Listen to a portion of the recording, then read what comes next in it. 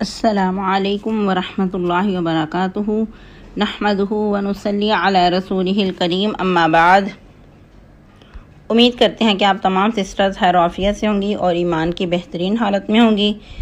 तो प्यारे सिस्टर्स, इस खैर कसीर में मज़ीद और लोगों को भी शामिल करें ताकि जो भी सीखेगा, जो भी अमल करेगा, तो इंशाअल्लाह अज़ीज़ आपके नामा अमाल में सदका जारिया लिखा जाएगा।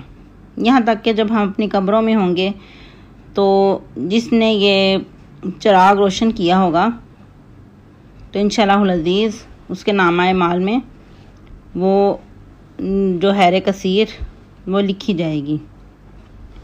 चिराग से चिराग रोशन होता जाएगा। तो ये सिलसिला सोचें कि कहाँ तक जाएगा, क़यामत तक के लिए भी जा सकता है कि जो भी मज़ीद आगे आगे सीखता सिखाता जाएगा। तो जिसने इस चीज़ की इब्तिदा की होगी, जिसने इसकी रहनुमाई की होगी, तो उस तक वो सारा अजर पहुंचेगा। तो इसलिए थोड़ी सी कोशिश करें तो इंसान इस खैर कसीर को अपने नामा अमाल में इकट्ठा कर सकता है। तो फिर सिस्टर, हम लोग सूरतुल बकरा की आयत नंबर 21 की तर्जुमा तफसीर पढ़ चुके और आज इंशाअल्लाह अज़ीज़ हमारा जो लेसन है वो सूरतुल बकरा की आयत नंबर 22 है। तो आइए लेसन स्टार्ट करते हैं। रब्बि इश्रह ली सदरी व यस्सिर ली अमरी वहलुल उक़दतम मिन लिसानी यफ़क़हू क़ौली अल्लाहुम्मा बारिक लना फ़ी औक़ातिना अल्लाहुम्मा फ़क़्क़िहना फ़िद्दीन अल्लाहुम्मा इन्नी अस्अलुकल हुदा वत्तुक़ा वल अफ़ाफ़ वल ग़िना अल्लाहुम्मा अल्हिमनी रुश्दी व अईज़नी मिन शर्रि नफ़्सी अऊज़ु बिल्लाहि मिनश शैतानिर रजीम अल्लज़ी जअल लकुमुल अर्ज़ फ़िराशा वस्समाअ बिनाअ व अनज़ल मिनस समाइ माअन फ़अख़रज बिही मिनस समराति रिज़क़न लकुम फ़ला तजअलू लिल्लाहि अंदादा व अंतुम तालमून। तर्जुमा, अल्लज़ी वो पाक ज़ात है, जअल लकुम जिसने बनाया तुम्हारे लिए, अल अर्ज़ ज़मीन को, फ़िराशा फर्श। ये जो अगर हम मिला के पढ़ेंगे तो लकुमुल अर्ज़, अगर अलग पढ़ेंगे तो फिर ये जो हमज़ा वस्ली है इसके ऊपर इसको ज़बर दे देंगे, अल अर्ज़। फ़िराशा फर्श, वस्समाअ और आसमान को, बिनाअन छत, व अनज़ला और उतारा, मिनस समाई आसमान से, माअन पानी, फ़अख़रजा तो निकाले, बिही साथ इसके, मिनस समराती फलों में से, रिज़क़न रिज़्क़, लकुम तुम्हारे लिए, फ़ला तजअलू तो ना बनाओ तुम, लिल्लाही अल्लाह के लिए, अंदादन कोई भी शरीक या कोई भी मद्दे मुकाबिल, व अंतुम और हो तुम, तालमून तुम जानते। जो कल का हमारा लेसन था आया मुबारका 21, उसमें अल्लाह रब्बुल इज़्ज़त ने इंसानियत को मुखातिब किया कि ए तमाम लोगों, ए तमाम इंसानियत, अल्लाह रब्बुल इज़्ज़त की इबादत करो। किस लिए? कि उसने तुम्हें और तुमसे पहले लोगों को भी पैदा किया। तुम्हारे सामने जो इतने अरबों खरबों दुनिया गुजर चुकी, तुम्हारे बाओ अजदाद गुजर चुके, उन सबको भी पैदा करने वाली एक ही ज़ात है। अब देखें कि अगर अल्लाह के अलावा कोई और पैदा करने वाला होता तो जो इतने बे औलाद हैं, जो औलाद की नेमत से महरूम हैं, जो औलाद की नेमत को तरसते हैं, तो वो खुद ही कुछ ना कुछ कर लेते, अपनी औलाद पैदा कर लेते। लेकिन पता क्या चलता है, अल्लाह रब्बुल इज़्ज़त क्या फरमा रहे हैं कि अल्लाह रब्बुल इज़्ज़त ने ही तमाम इंसानियत को तख्लीक किया। ये इंसानियत को तख्लीक करने की जो कारीगरी है, जो ये हुनर है, ये अल्लाह की ज़ात को ही सरावार है, कोई और इसकी ताकत नहीं रखता। तमाम इंसानियत को पैदा किया है तो उस ज़ात की ही इबादत की जाए। वो ज़ात ही हक़ रखती है कि उसके साथ अपनी तमाम वाबस्तगियाँ रखी जाएं। तो इससे क्या होगा कि इंसान के अंदर तकवा पैदा होगा। अब मज़ीद आयत नंबर 22 में दलाइल के तौर पे अल्लाह रब्बुल इज़्ज़त जो नेमतें हैं वो वाज़ेह कर रहे हैं कि वही पाक ज़ात है जिसने ज़मीन को तुम्हारे लिए फ़र्श बना दिया। कि कोई और इस चीज़ की ताकत रखता है कि इतनी जो ज़मीन वसी फैली हुई है तो कोई और इसको बना सकता है? ऐसा नहीं है। और ज़मीन को भी ऐसा ठहरा दिया कि वो हिल जुल नहीं रही, तुम्हारे वज़न से हिल नहीं रही, कहीं डोल नहीं रही, बल्कि बिल्कुल स्पाट है और जहाँ भी इंसान जाता है आसानी से पहुँच जाता है। कभी ये नहीं हुआ कि ज़्यादा लोग किसी जगह पे बैठ गए हैं तो ज़मीन हिलने लग गई है, ऐसा नहीं है। अल्लाह ने इसको ठहरा हुआ करार बख्शा है और इसको फ़र्श बना दिया, बिल्कुल आरामदेह। तुम बैठ सकते हो, उठ सकते हो, आराम कर सकते हो, यानी कि लेट सकते हो, सो सकते हो। ऐसा नहीं कि इंसान सो जाए तो वो ज़मीन हिलती रहे, तुम्हें डिस्टर्ब करती रहे, ऐसा नहीं है। बल्कि यहाँ तक कि जब अल्लाह रब्बुल इज़्ज़त ने ज़मीन को बनाया तो ज़मीन हिचकोले खाने लग गई। तो अल्लाह रब्बुल इज़्ज़त ने फिर पहाड़ों को, जो इतने बुलंद बाला हैं, उनको गाड़ दिया मेहों के तौर पे। क्योंकि जब हम कोई चीज़ बनाते हैं तो उसके अंदर मेहें ठोंक देते हैं, कील ठोंक देते हैं, ताकि वो ठहर जाए मजबूती से के साथ, एक जगह पे उसके अंदर ठहराव आ जाए। तो इसी तरह अल्लाह रब्बुल इज़्ज़त ने पहाड़ों को गाड़ दिया कि इंसानों के बोझ से ज़मीन हिलने ना लग जाए।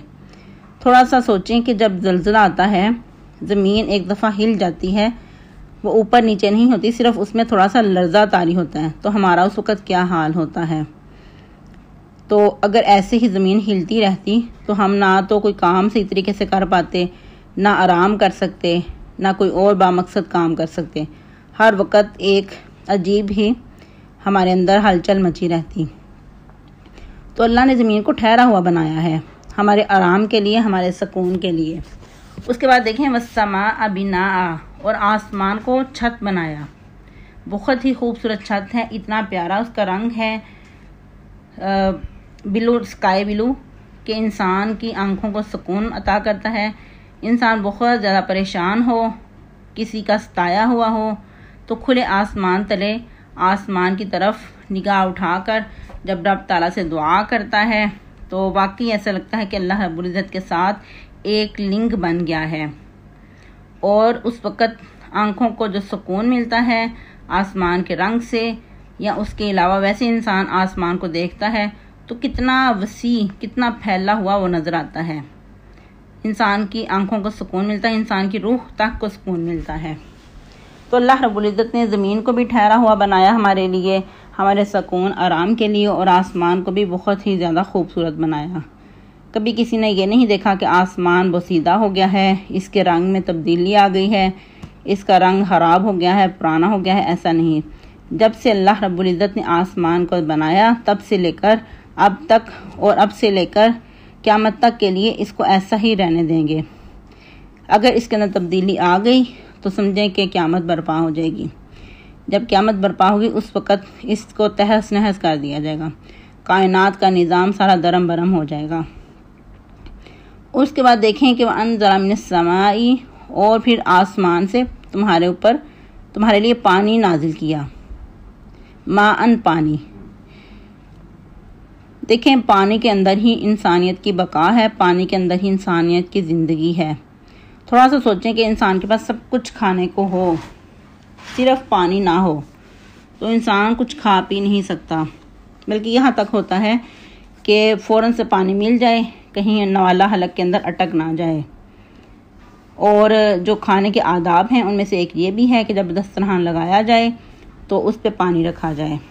बल्कि अमूमन हमारे यहाँ जो एक असूल कायदा कुलिया है वो यही है कि जब दस्तरखान लगाया जाए तो सबसे पहले पानी उधर रखा जाता है। और अगर एक बहुत ही ज़्यादा कोई हुनरमंद है, कोई अक्लमंद है, समझदार है, अगर वो खाना दस्तरखान पे चुन देता है और पानी नहीं रखता तो उसके अंदर ये एक खामी गिनी जाती है कि उसके अंदर ये खामी है कि इसने दस्तरखान पे पानी नहीं रखा। और मेहमान को भी सबसे पहले हम पानी ही पेश करते हैं। तो पानी में ही इंसान की ज़िंदगी है। कुरान के और भी बहुत सारे मुकामात से पता चलता है कि पानी में इंसान की ज़िंदगी है। हर जानदान को अल्लाह ताला ने पानी से ही पैदा किया और पानी में ही उसकी ज़िंदगी रखी। तो नेक्स्ट अल्लाह फरमा रहे हैं फ़अख़रज बिही मिनस समाराति रिज़्क़न लकुम, तो तुम्हारे लिए फलों में से रिज़्क़ निकाला। अब देखें कि गंदम है जो अमूमन हमारी रोज़मर्रा की ग़िज़ा है, हम जो रोटी खाते हैं, तो ज़रा सोचें कि इस गंदम को किसने पैदा किया। जब एक किसान गंदम की फसल लगाता है तो उसको लगाने के बाद फिर इसको पानी भी देता है, तो उससे वो फिर फसल जो है पक कर तैयार होती है। तो क्या पता चलता है कि इंसान की जो ज़िंदगी की बका है वो पानी में रखी गई और उससे पानी से ही अल्लाह ताला ने फसलें फिर पैदा की बतौर रिज़्क़। फ़ला तजअलू लिल्लाहि अंदादा, तो फिर अल्लाह फरमाते हैं ये सब कुछ तुम देखते हो, इमेजिन करते हो, तो फिर तुम क्या करो कि अल्लाह के मद्दे मुकाबिल किसी को ना ठहराओ। सब कुछ देखने के बावजूद सब कुछ रोज़मर्रा तुम मुशाहदात करते हो, उसके बावजूद अल्लाह के अगर मद्दे मुकाबिल किसी को ठहराओगे तो क्या होगा, ये शिरक हो जाएगा। और सब कुछ देखने के बावजूद भी तुम ऐसा करोगे तो फिर क्या होगा, शिरक अल्लाह ने माफ़ नहीं करना। किसी भी हालत में अल्लाह ताला शिरक को पसंद नहीं करते कि अल्लाह के किसी को अल्लाह के मद्दे मुकाबिल ठहरा जाए, ना किसी ज़ात यानी कि इंसानियत को, ना किसी पत्थर को, ना किसी हजर को, ना किसी शजर को, बल्कि क्या है कि अल्लाह का खाकर अल्लाह ही का शुक्र अदा करो। तो इसीलिए तो है कि इंसान अल्लाह का दिया हुआ खाता पीता है तो उस पर अल्लाह का शुक्र अदा करता है, तो अल्लाह ताला को ये चीज़ बहुत पसंद है। अल्लाह ताला ये नहीं चाहते कि मुझे कुछ खाने को दिया जाए, कुछ पीने को, बल्कि अल्लाह ये चाहते हैं कि मेरा दिया हुआ खाओ पियो और मेरा शुक्र अदा करो। जिस तरह हदीस से भी पता चलता है कि जब इंसान कुछ खाता है पीता है, अल्लाह का शुक्र अदा करता है, तो अल्लाह रब्बुल इज़्ज़त बहुत ज़्यादा खुश होते हैं। कुरान मजीद में भी अल्लाह फरमाते हैं कि मा उरीदु मिनकुम मिन रिज़्क़िन, मैं तुमसे रिज़्क़ का तलबगार नहीं हूँ। व मा उरीदु अन युतइमून, और न मैं चाहता हूँ कि मुझे खाना खिलाएं, बल्कि अल्लाह ताला ही रिज़्क़ देने वाला ज़ोर आवर है। तो इसलिए हमारे जो करने के काम हैं कि हम अल्लाह की इबादत करें और अल्लाह की इबादत के साथ साथ अल्लाह के मद्दे मुकाबिल ना किसी को ठहराएं, अल्लाह के साथ किसी को शरीक ना ठहराएं। अल्लाह ताला ने एक ज़र्रे के बराबर भी शिरक को माफ़ नहीं करना। अल्लाह ताला ज़र्रे बराबर भी अपने साथ किसी को शिरक जो है वो बर्दाश्त नहीं करते। अंदाद का जो है माना है वो निद से है, यानी कि अंदाज जो है निद की जमा है। इसका माना है किसी को मद्दे मुकाबिल ठहराना। जिस तरह के एक हदीस के मुताबिक शिरक के बारे में सैयदना अब्दुल्लाह बिन मसूद फरमाते हैं कि मैंने रसूलुल्लाह सल्लल्लाहु अलैहि वसल्लम से पूछा कि अल्लाह के नज़दीक सबसे बड़ा गुनाह कौन सा है, तो आपने फरमाया अन तजअल लिल्लाहि निद्दा व हुवा खलक़कुम, ये कि तुम उसका कोई किसी को मद्दे मुकाबिल ठहराओ हालांकि उसी ने तुम्हें पैदा किया है। अल्लाह सुब्हानहू व तआला किसी दर्जे में भी किसी किस्म का शिरक जो है वो बर्दाश्त नहीं करते। जिस तरह कि एक मरतबा एक सहाबी रज़ी अल्लाह ताला अन्हु ने आप सल्लल्लाहु अलैहि वसल्लम के सामने इस तरह कह दिया कि माशा अल्लाहु व मा शिअता, यानी कि जो अल्लाह चाहें और जो आप चाहें। तो आप सल्लल्लाहु अलैहि वसल्लम का जो चेहरा मुबारक है, रंग है, वो सुर्ख हो गया, मुतगय्यर हो गया चेहरा मुबारक, और आपने उन्हें फ़ौरन टोक दिया और फरमाया अजअलतनी लिल्लाहि निद्दा, क्या तुमने अल्लाह के मद्दे मुकाबिल मुझे ठहरा दिया।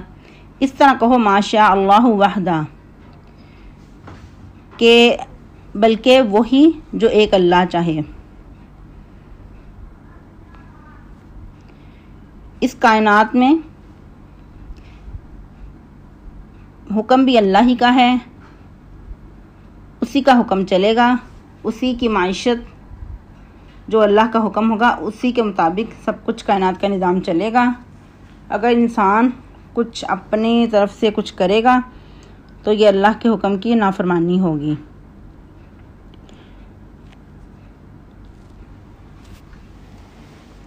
इस आयत की तफसीर जितनी भी गहराई से करें तो कम है, क्योंकि इसमें तौहीद भी है और शिर्क की नफ़ी भी है, शिर्क के बारे में भी वजाहत की गई है। तो आज के लिए इतना ही काफ़ी है, आपका सबक ज़्यादा ना हो जाए। और एक और इधर वजाहत कर दूं कि कल फ्राइडे है। वैसे तो आपको फ्राइडे की छुट्टी होती है, लेकिन हमारी छुट्टियां पहले ही बहुत ज़्यादा हो चुकी हैं, इसलिए आपको फ्राइडे की छुट्टी नहीं है। तो इंशाल्लाह कल भी हमारा लेसन चलेगा। तो आप लोगों ने अच्छे से याद करना है और सुनाना भी है, और मज़ीद इस खैर कसीर में और भी बहनों को शामिल करें, और इसमें इंशाल्लाह आप लोगों को इनाम से भी नवाजा जाएगा। जो बहन किसी को इस खैर कसीर में शामिल करवाएंगी तो इनको अगरचे अल्लाह रब्बुल इज़्ज़त की तरफ से जो उनके लिए अजर है वो तो बहुत ही है, बेशुमार है, लेकिन हमारी तरफ से थोड़ी सी हौसला अफजाई के लिए कुछ ना कुछ हम करेंगे इंशाअल्लाह। बाकी इसकी आयत मुबारक की तफसीर नेक्स्ट 23 में इसके साथ लिंक करते हुए हम करेंगे। सुब्हान रब्बिका रब्बिल इज़्ज़ति अम्मा यसिफून व सलामुन अलल मुरसलीन वल्हम्दुलिल्लाहि रब्बिल आलमीन।